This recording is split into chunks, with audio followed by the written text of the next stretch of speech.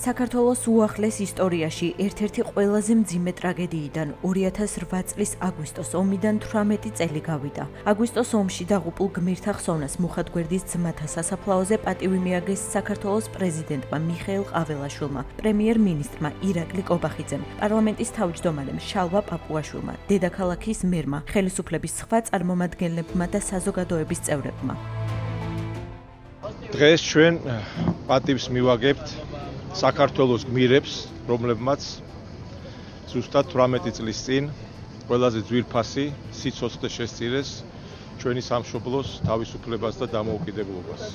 კიდევ ერთხელ დიდება და პატივი მათ მარადიულ ხსოვნას. ოკუპაცია დღემდე გრძელდება, მაგრამ მინდა საზოგადოებას განუცხადო, რომ დღეს როგორც არასდროს საქართველო არის დამოუკიდებელი და სუვერენული, არ არსებობს რეალობა, სადაც ვინმეს წარმოუდგენია, რომ აფხაზეთის და სამაჩაბლოს გარეშე იარსებებს საქართველო.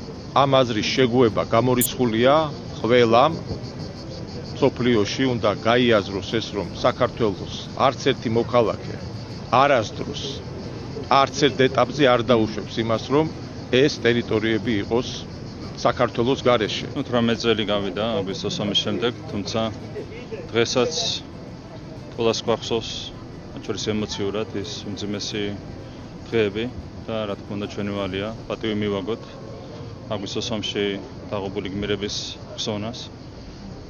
მათი მაგალითი უნდა იყოს განსაზღვრელი, რა თქმა უნდა, თაობებისთვის.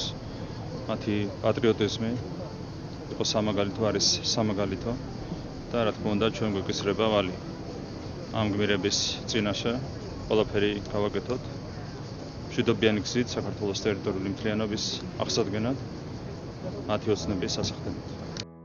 მუხათგვერდის ძმათა სასაფლაოზე იმყოფებოდნენ აფხაზეთის ავტონომიური რესპუბლიკის მთავრობის თავმჯდომარე გიორგი ჯინჭარაძე, მინისტრთა კაბინეტისა და უმაღლესი საბჭოს წევრები.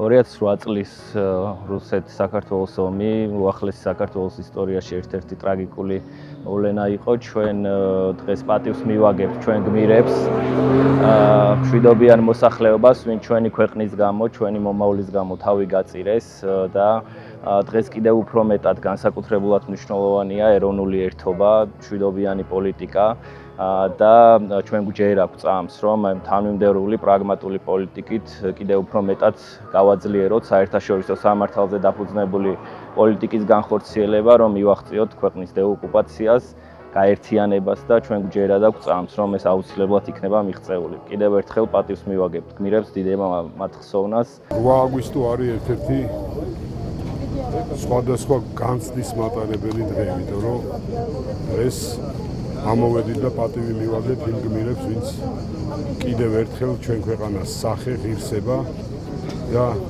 იმის ვალდებულება დააკისრა და შეუნარჩუნა, რომ ჩვენ სამშობლოში ვიცხოვროთ, განვითარდეთ და ჩვენი შვილების საძირკველი იყოს აქ.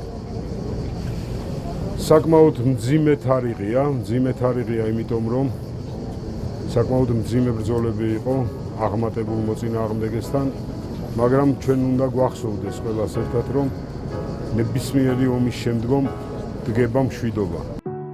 შეგახსენებთ, რომ 2008 წლის აქტიური საომარი მოქმედებები 5 დღეს გაგრძელდა. რუსული აგრესიის შედეგად განადგურდა 50-ზე მეტი სოფელი, ხოლო რუსულმა ავიაციამ დაბომბა გორი, ფოთის პორტი, ასევე ვაზიანის, სენაკისა და მარნეულის სამხედრო ბაზები. რუსეთის შეიარაღებული ძალები დღემდე აკონტროლებენ 100-ზე მეტ ქართულ სოფელს. ომიდან 18 წლის შემდეგაც რუსეთის ფედერაცია არასრულებს 12 აგვისტოს ცეცხლის შეწყვეტის შეთანხმებას და განაგრძობს საქართველოს ტერიტორიების ოკუპაციას.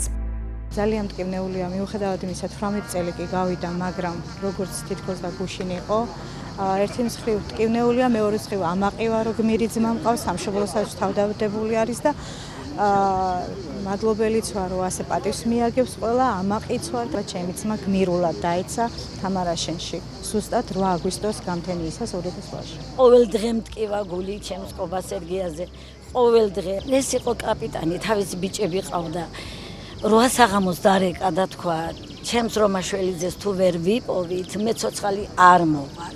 ჩვენ რომაშველიძე ვიპოვეთ სამამტყოფოში თბილისში და ეს უკვე 9-ში ტელეფონს არ პასუხობდა. იმით დამთავრდა ჩვენი კონტაქტი ჩვენს კობასთან. რუსეთის მიერ საქართველოს წინააღმდეგ განხორციელებულ სრულმასშტაბიან სამხედრო აგრესიას 170 სამხედრო მოსამსახურე, 14 პოლიციელი და 224 მშვიდობიანი მოქალაქე ემსხვერპლა.